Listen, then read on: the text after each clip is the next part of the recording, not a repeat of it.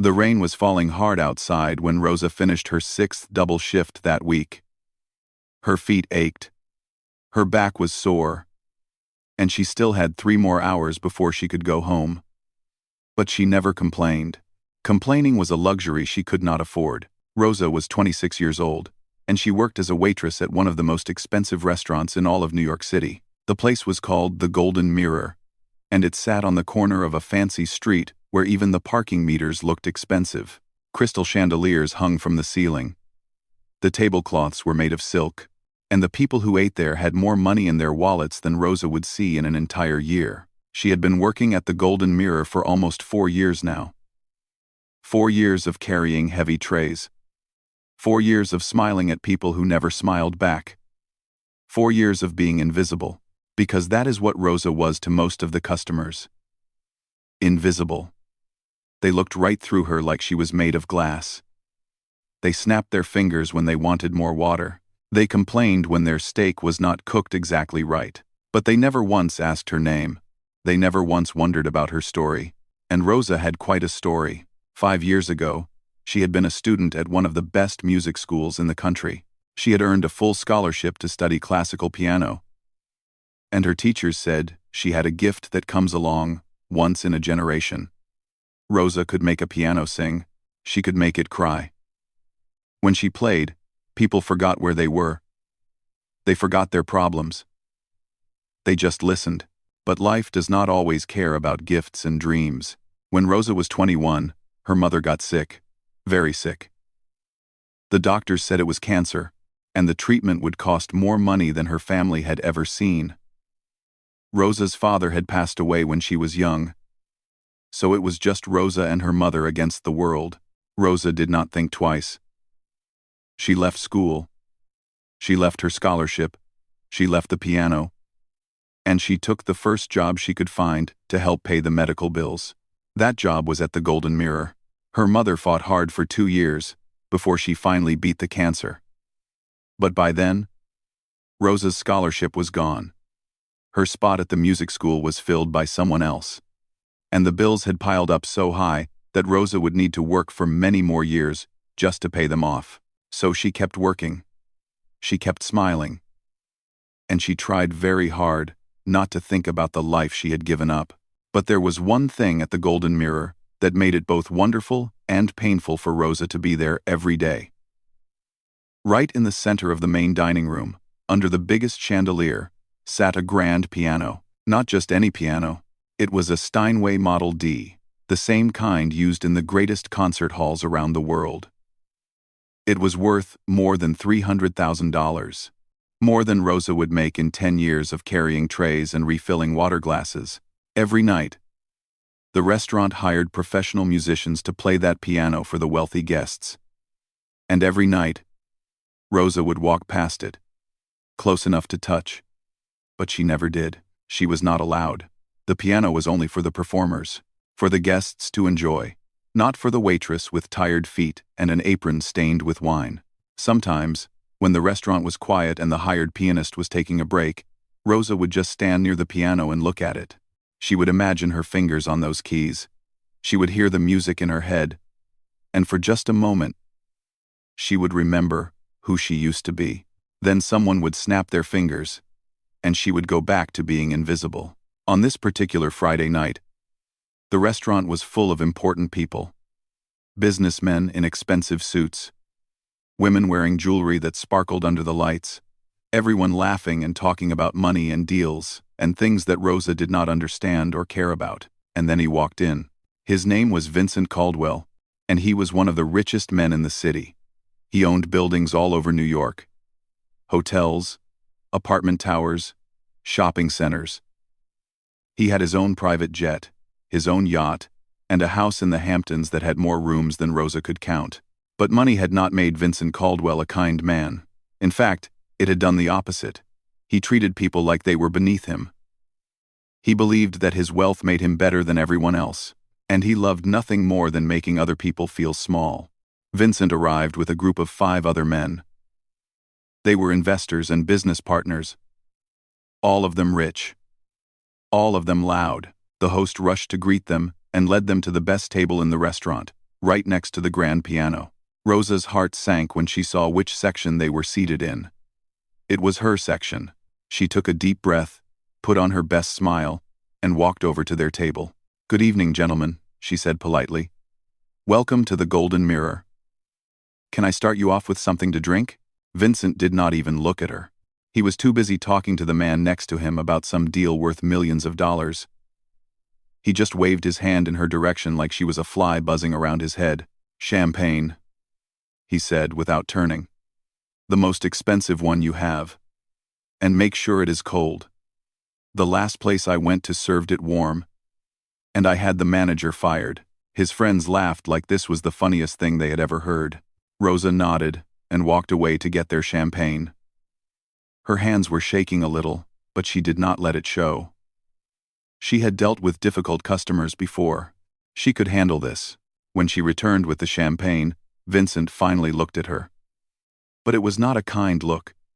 His eyes moved up and down like he was studying an insect. "You," he said, pointing a finger at her. "What is your name?" "Rosa, sir." Vincent smiled. But it was not a warm smile. It was the kind of smile a cat gives a mouse before it pounces. "Rosa," he repeated, tasting the name like it was a bad piece of fruit. "Tell me, Rosa, do you enjoy your job? Do you enjoy serving people like me?" Rosa felt her face grow warm, but she kept her voice steady. "I enjoy helping people have a nice evening, sir." The men at the table laughed again. Vincent leaned back in his chair and looked at his friends. "She enjoys helping people," he said in a mocking voice. "How sweet, how wonderfully simple." He reached into his pocket and pulled out $100 bill. He held it up between two fingers and waved it at Rosa. "Here is a tip, sweetheart," he said, "for being so wonderfully simple." Rosa did not move. She did not reach for the money. She just stood there, her hands folded in front of her, her eyes fixed on a spot just above Vincent's head. "No, thank you, sir," she said quietly. "I have not done anything to earn that yet." For a moment, something flickered in Vincent's eyes. Surprise. Maybe. Or annoyance. No one ever said no to him. No one ever turned down his money. He put the bill back in his pocket and smiled that cold smile again.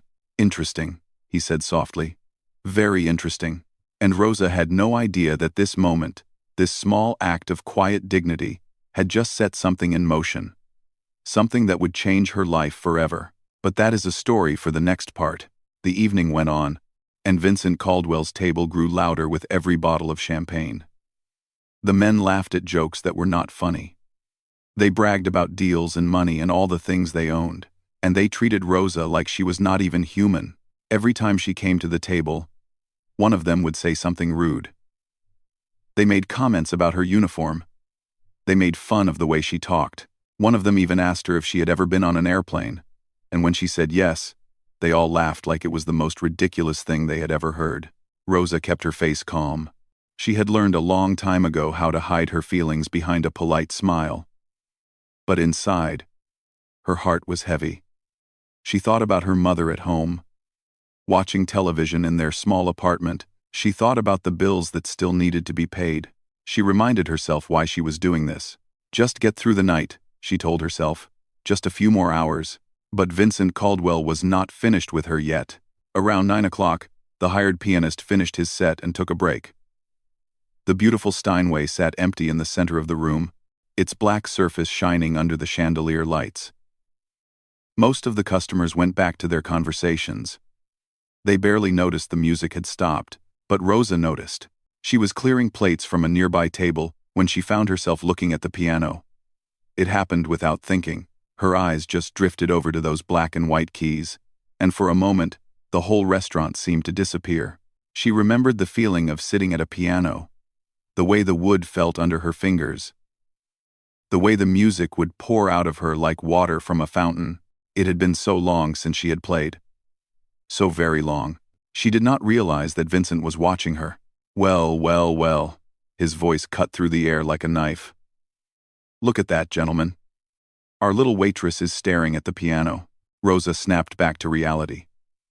She felt her cheeks grow hot as she realized the entire table was now looking at her.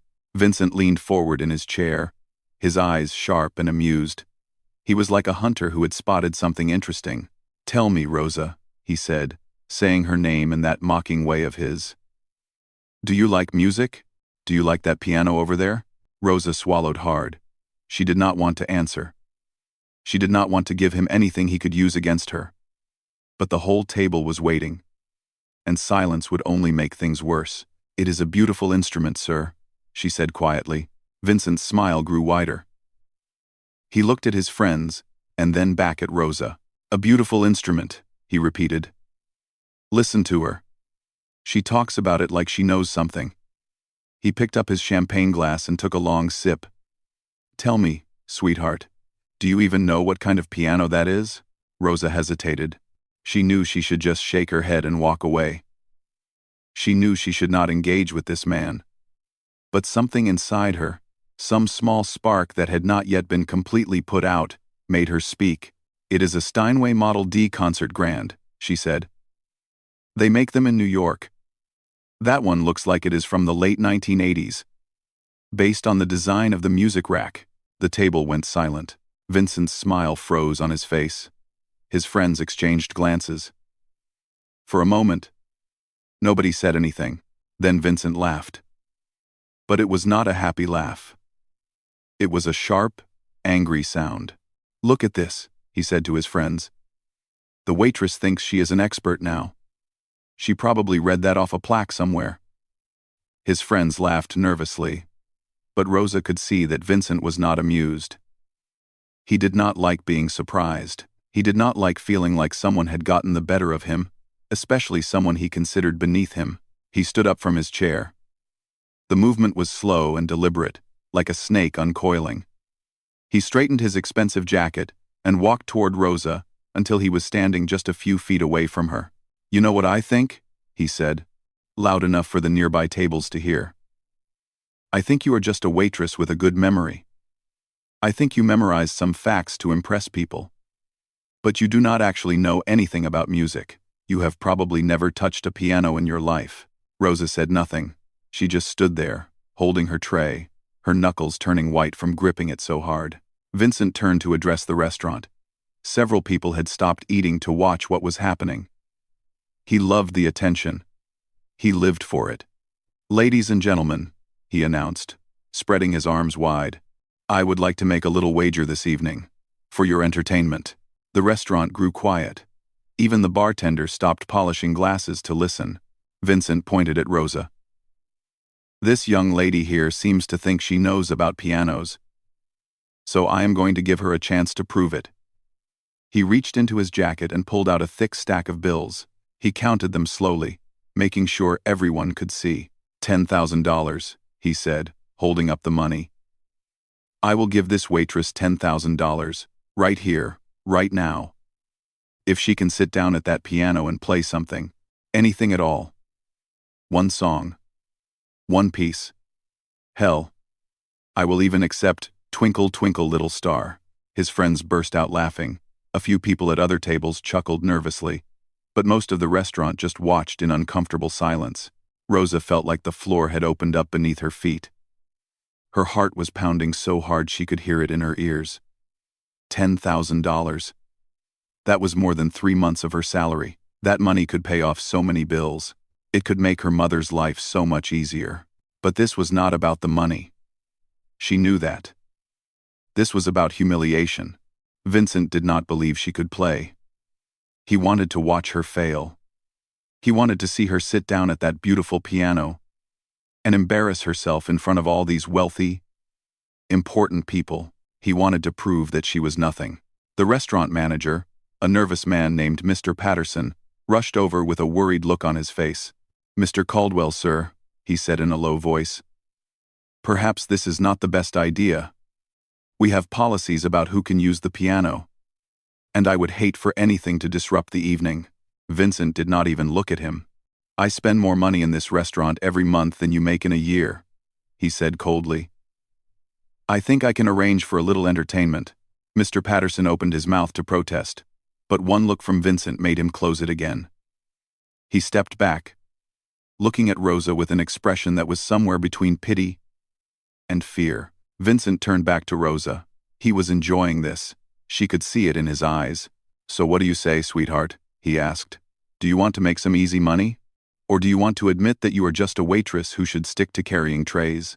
The whole restaurant was watching now. Rosa could feel dozens of eyes on her. Some people looked uncomfortable. A few looked curious. One woman at a nearby table was shaking her head slowly, her face full of sympathy.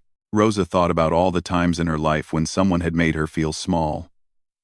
All the times she had been told she was not good enough, not smart enough, not important enough. She thought about leaving music school, walking away from the only dream she had ever had. She thought about her mother, who had sacrificed everything to raise her alone. And she thought about that piano. That beautiful, magnificent piano that had been calling to her for 4 years. Vincent waved the money in front of her face. "Come on," he taunted. "What are you afraid of? It is just a piano. Just some keys and some strings. Anyone can press a few buttons." Rosa looked at the money. Then she looked at the piano. Then she looked at Vincent Caldwell. With his expensive suit and his cruel smile, and his absolute certainty that she would fail, she reached behind her back and began to untie her apron. Vincent's eyebrows went up. "Oh, this should be good," he said, pulling out his phone. "I am definitely going to record this." Rosa folded her apron neatly and set it on a nearby table. Her hands were trembling, but not from fear. It was something else. Something she had not felt in a very long time. She took a step toward the piano, and the entire restaurant held its breath. Rosa took one step toward the piano, then another. The restaurant was so quiet she could hear her own footsteps on the marble floor. Click, click, click. Each step felt like it took a lifetime. She could feel everyone watching her. The wealthy couples at their tables, the bartender behind the bar, the other waiters and waitresses standing frozen near the kitchen doors, and Vincent Caldwell, holding up his phone to record what he was sure would be her greatest humiliation. Her legs felt weak. Her mouth was dry. A voice inside her head was screaming at her to turn around, to go back to her apron, to apologize and say she had made a mistake. That voice told her she was being foolish. That voice reminded her that she had not touched a piano in almost 5 years. That voice said she would fail, and everyone would laugh, and she would have to come back to work tomorrow and face all these people again. But there was another voice too. A quieter voice. It was the voice of the girl she used to be. The girl who had played her first song at age 6 and knew from that moment that music was her destiny. The girl who had practiced for hours every day until her fingers ached. The girl who had been told by her teachers that she had something special, something rare, something that could not be taught. That voice said, "You were born for this. Do not let them take it from you." Rosa reached the piano. She stood beside it for a moment, looking down at the keys. They were so white they almost glowed under the chandelier lights. The black keys sat between them like shadows. She could smell the wood, that familiar scent of polish and age that only a well-cared-for piano has. Behind her, she heard Vincent laugh. "Look at her," he said to his friends.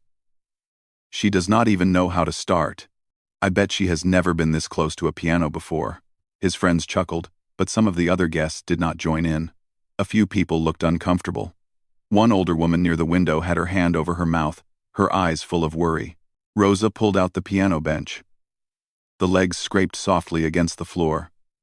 She sat down, adjusting her position the way she had done 1,000 times before. Her back straight, her feet flat on the pedals, her hands resting in her lap. For a moment, she just sat there. The restaurant waited. Vincent started to say something else, probably another joke at her expense, but someone at his table shushed him. Even his friends wanted to see what would happen next. Rosa closed her eyes. She took a deep breath and let it out slowly. In her mind, she was not in a fancy restaurant anymore. She was back in her old music school, sitting in the practice room with the afternoon sunlight coming through the window. She was 16 years old again, and her whole life was ahead of her. She remembered her favorite teacher, an old woman named Mrs. Chen, who had escaped from China as a young girl and had dedicated her life to music. Mrs. Chen used to say that the piano was not just an instrument, it was a voice. It spoke for all the people who could not find the words to express what they were feeling. "When you play, Mrs. Chen would say, you are not just making sounds. You are telling a story. Your story. And if you play with your whole heart, people will listen. They will understand, even if they do not know a single thing about music." Rosa opened her eyes. She looked down at the keys, and then, very slowly, she raised her hands. The restaurant seemed to lean forward. Every person in the room was watching her fingers, waiting to see where they would land. Vincent had stopped laughing. He was still holding up his phone, but his smile had faded a little. There was something in the way Rosa was sitting, something in the way she held her hands, that did not look like an amateur. It looked like someone who knew exactly what they were doing. Rosa placed her fingers on the keys. The ivory felt cool and smooth under her touch. It was like greeting an old friend after years apart. Her fingers remembered where to go, even if her mind had tried to forget. She thought about what piece to play. She could play something simple, something that would win the bet without drawing too much attention. A basic classical piece, a popular song that everyone would recognize. But then she thought about Vincent Caldwell. She thought about his smug face and his cruel words. She thought about all the people like him who went through life believing that money made them better than everyone else. People who used their power to hurt others. People who had never been told no. And she decided that she was not going to play something simple. She was going to play the most difficult piece she knew. It was called Ballade No. 1-inch G minor.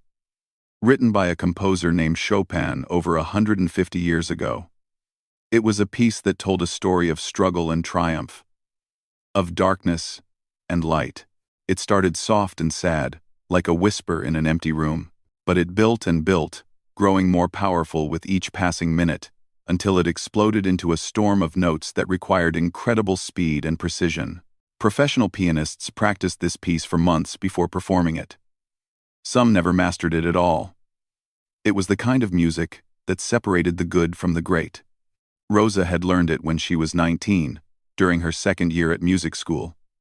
Her teacher had told her she was not ready, that she should wait another year, but Rosa had practiced it anyway, staying late in the practice rooms, playing the same passages over and over until her fingers moved without thinking. She had performed it once, at a student concert, and the audience had given her a standing ovation.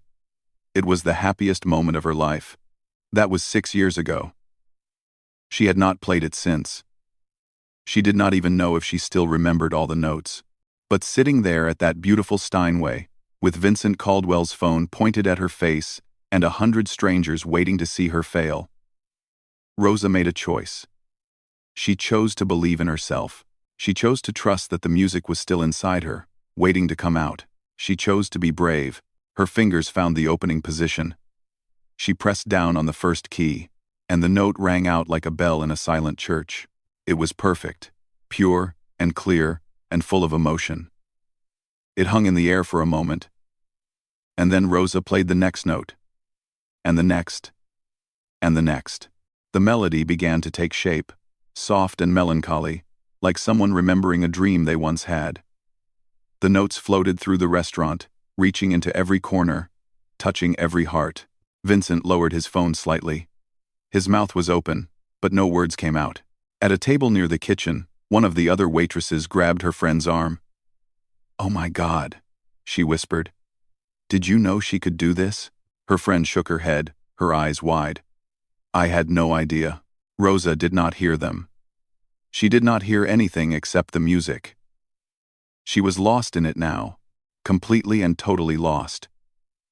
Her fingers moved across the keys like they had a mind of their own, playing notes she had not thought about in years, but had never truly forgotten. The piece grew louder, more complex.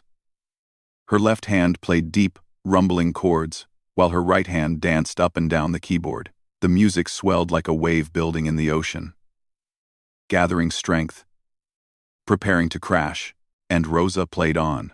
She played for her mother, who had worked 2 jobs to buy her that first tiny keyboard when she was a child. She played for Mrs. Chen, who had believed in her when no one else did. She played for the girl she used to be and the woman she had become. She played for everyone who had ever been made to feel small. And in that moment, sitting at a $300,000 piano in a restaurant full of millionaires, Rosa was no longer a waitress. She was exactly who she was always meant to be. But the piece was not finished yet. The most difficult part was still ahead. And whether she could play it after all these years was something even Rosa did not know. That answer would come in the next part. The music filled the restaurant like water filling a glass. It reached into every corner, every shadow, every heart. People stopped eating. They stopped talking. They stopped breathing. All they could do was listen. Rosa's fingers moved across the keys with a grace that seemed almost impossible. The melody rose and fell like waves on a shore, sometimes gentle and soft, sometimes crashing and powerful. Her whole body moved with the music, swaying slightly as the notes poured out of her. At his table, Vincent Caldwell stood frozen. His phone was still raised, still recording, but his hand had started to shake. This was not what he had expected. This was not what he had planned at all. He had wanted to watch a foolish waitress embarrass herself. He had wanted to laugh at her clumsy fingers and wrong notes. He had wanted everyone to see that people like her did not belong in places like this. But instead, he was watching something he could not explain. Something beautiful. Something that made him feel very small. The music grew more intense. Rosa was approaching the middle section of the piece now, where the melody became darker and more complicated. Her left hand played deep, thundering chords that shook the air. Her right hand flew up and down the keyboard so fast it was hard to see where her fingers were landing. A man at a nearby table leaned over to his wife. "That is Chopin," he whispered. "The first Ballade. I have heard professionals struggle with this piece." His wife nodded, her eyes never leaving Rosa. "She is not struggling," she whispered back. She was right. Rosa was not struggling at all. Yes. Her hands were a little slower than they used to be. Yes. There were moments when she had to reach for notes that once came easily. But the music was still there, deep inside her. And it was coming out now like a river that had been blocked for years and was finally free. Rosa thought about all the nights she had cried herself to sleep after leaving music school. All the mornings she had woken up with her fingers moving on an imaginary keyboard, playing songs in her dreams. She thought about how hard it had been to walk past this piano every single day, knowing she could not touch it, knowing that part of her life was over. But it was not over. It had never been over. The music had been waiting for her all along. The piece moved into its most emotional section. The melody became sad and longing, like someone calling out for something they had lost. Rosa felt tears forming in her eyes.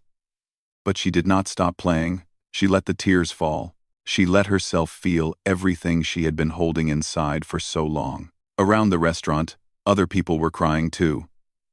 A young woman near the bar had mascara running down her cheeks. An old man, in a gray suit, was wiping his eyes with his napkin. Even the tough-looking bartender had turned away to hide his face. The music spoke to all of them. It did not matter if they understood classical music or not. It did not matter if they knew who Chopin was. The feelings were universal. Loss, hope, pain, love. Everyone had felt these things. Everyone understood. Vincent's friends had stopped laughing a long time ago. They sat in stunned silence, watching the waitress they had mocked transform into something none of them could have imagined. One of them, a man who had made his fortune in banking and thought he had seen everything, felt something strange happening in his chest. It took him a moment to realize what it was. It was shame. The piece was building now toward its final section. This was the part Rosa had been afraid of. This was where the music became almost impossibly fast, where the notes came so quickly that even one small mistake could ruin everything. Professional pianists practiced this section for months. Some of them never got it right. Rosa had not practiced in 5 years. Her heart was pounding. Her fingers were starting to ache. But she did not slow down. She could not slow down. The music was in control now, and all she could do was trust it. The notes came faster and faster. Her hands flew across the keyboard like birds in a storm. The deep chords crashed like thunder. The high notes sparkled like lightning. The music was wild and fierce and absolutely beautiful. People in the restaurant started gripping the edges of their tables. They could feel that something incredible was happening, something they would remember for the rest of their lives. The air itself seemed to vibrate with energy. Rosa's face was intense with concentration. Sweat appeared on her forehead. Her fingers were a blur of motion. She was playing faster than she had ever played before, faster than she thought was possible, driven by something deep inside her that refused to give up. And then came the final passage. The hardest part of the entire piece. A cascade of notes that tumbled down the keyboard like a waterfall. Each one perfectly placed. Each one crystal clear. Rosa took a breath and threw herself into it. Her fingers hit every single note. Not one mistake. Not one stumble. After 5 years of silence, after giving up everything she loved, after being mocked and humiliated by a man who thought she was nothing, Rosa played the most difficult passage of one of the most difficult pieces ever written, and she played it perfectly. The music rushed toward its final moments. The chords grew bigger, grander, more powerful. Rosa was not just playing now. She was shouting. She was declaring. She was telling the whole world that she existed, that she mattered, that no amount of money or power could take away who she truly was. The final chord rang out like an explosion. Rosa's hands came down on the keys with all her strength, and the sound filled the restaurant, filled the street outside, filled the entire night. And then there was silence. Rosa sat at the piano, her chest heaving, her hands trembling in her lap. The last echoes of the music faded away into nothing. For a moment, nobody moved. Nobody made a sound. It was as if the whole world had stopped. Then a single person started clapping. It was the old man in the gray suit, the one who had been wiping his eyes. He stood up from his chair, tears still running down his wrinkled cheeks, and he clapped as loud as he could. Then another person joined him, and another, and another. Within seconds, the entire restaurant was on its feet. The applause was deafening. People were cheering, shouting, crying. Strangers were hugging each other. The bartender was pumping his fist in the air. The other waiters and waitresses were screaming Rosa's name. It was a standing ovation like none of them had ever given before. Rosa sat at the piano, overwhelmed. She looked out at all these people. These wealthy, important people who had ignored her for years. And now they were standing for her. They were cheering for her. They were seeing her. Really seeing her. For the first time. She found Vincent Caldwell in the crowd. He was still standing by his table. But he was not clapping. He was not cheering. He was just staring at her with an expression she had never seen on his face before. He looked lost. The applause went on for a full minute, then 2 minutes. People did not want to stop. They did not want the moment to end. Finally, slowly, Rosa stood up from the piano bench. Her legs felt weak. Her whole body was shaking, but she held her head high. As she turned to face the room, the crowd erupted again. Someone shouted, "Bravo!" Another voice called out, "Encore!" People were reaching out toward her, trying to shake her hand, trying to touch her shoulder, but Rosa was not looking at them. She was looking at Vincent Caldwell, and he knew that everything was about to change. What happened next, between Rosa and the man who had tried to humiliate her, is a moment that nobody in that restaurant would ever forget.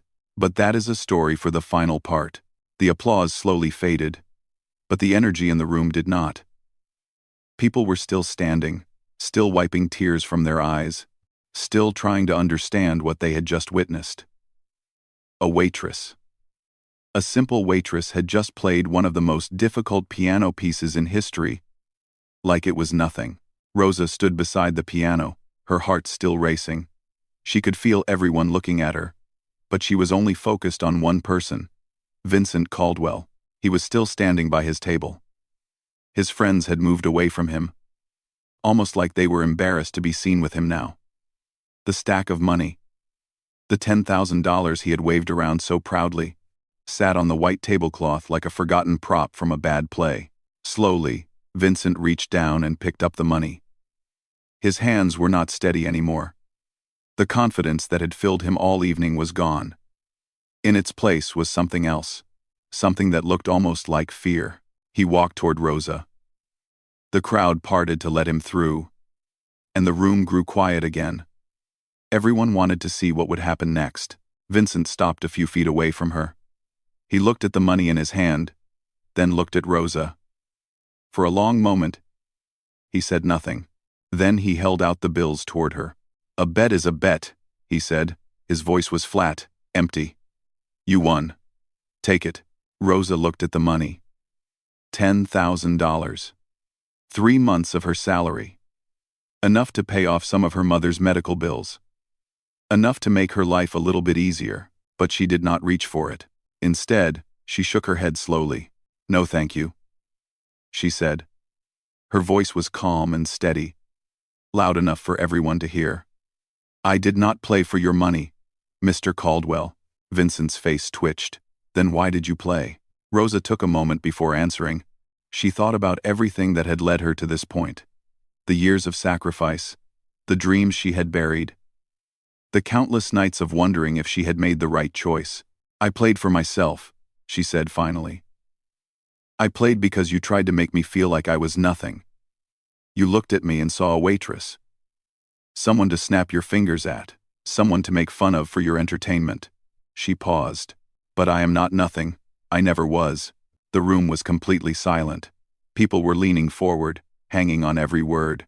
"You have all this money," Rosa continued, gesturing at his expensive suit, his gold watch, his designer shoes. "You have everything most people dream about. But you use it to make others feel small. You use it to hurt people who cannot fight back." She shook her head. "That is not power, Mr. Caldwell.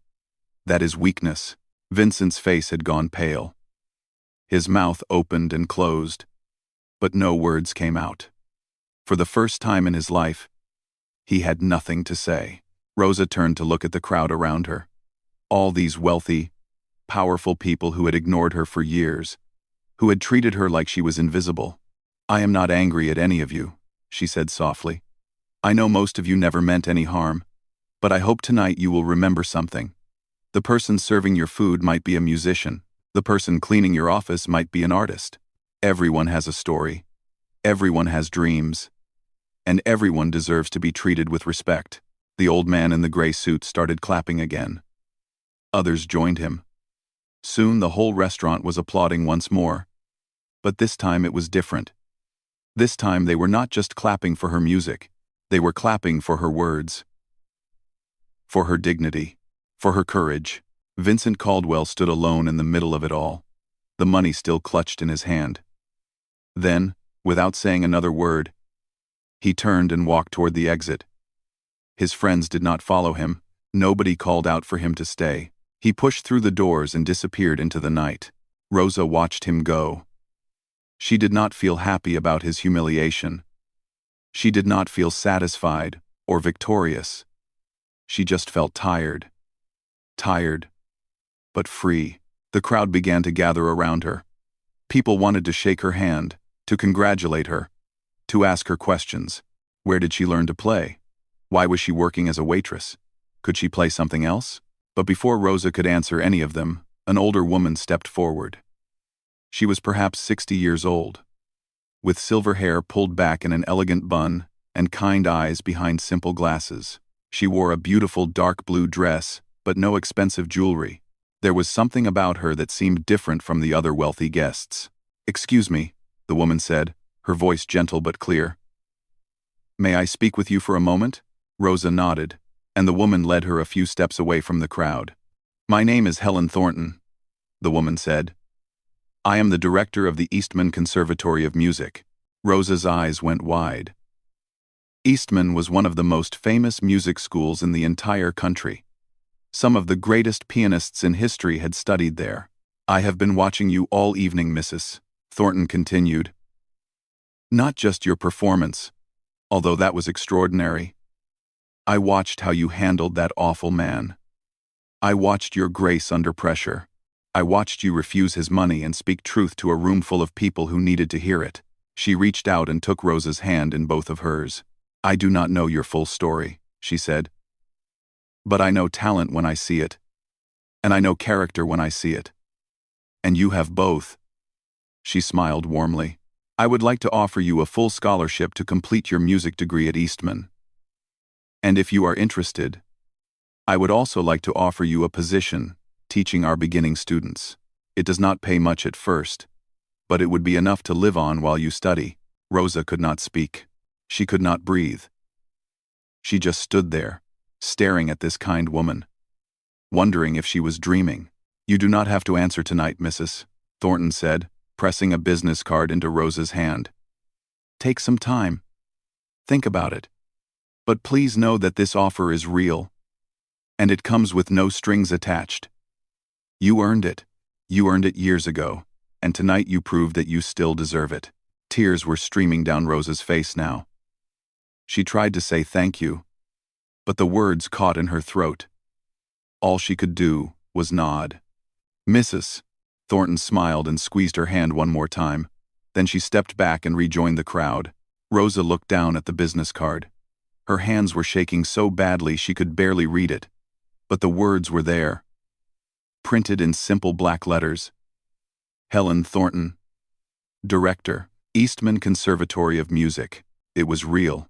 It was all real. 1 year later, Rosa graduated with honors from Eastman. Her mother was in the audience, healthy and strong, crying tears of joy as Rosa walked across the stage. Within 5 years, Rosa had become one of the most celebrated young pianists in the country. She performed in concert halls around the world, playing for audiences of thousands. Critics called her a rising star. Other musicians called her an inspiration, but Rosa never forgot where she came from. She started a foundation that provides music lessons to children from families who cannot afford them. She visits schools in poor neighborhoods and tells her story, hoping to inspire kids who feel like their dreams are impossible. And once a year, on the anniversary of that fateful night, Rosa returns to the Golden Mirror. The restaurant keeps the Steinway ready for her. She sits down at the bench, just like she did that first time, and she plays. She plays for her mother. She plays for Mrs. Thornton. She plays for every waitress and waiter and cleaner and cook who has ever been made to feel invisible. And if you ever ask her about the night that changed everything, she will smile and tell you the same thing she tells everyone. The most powerful thing you can do is refuse to let someone else decide who you are. Your dreams are yours. Your dignity is yours. And no one, no matter how rich or powerful they are, can take that away unless you let them. Some people spend their whole lives waiting for their moment. Rosa was brave enough to take hers, and that made all the difference.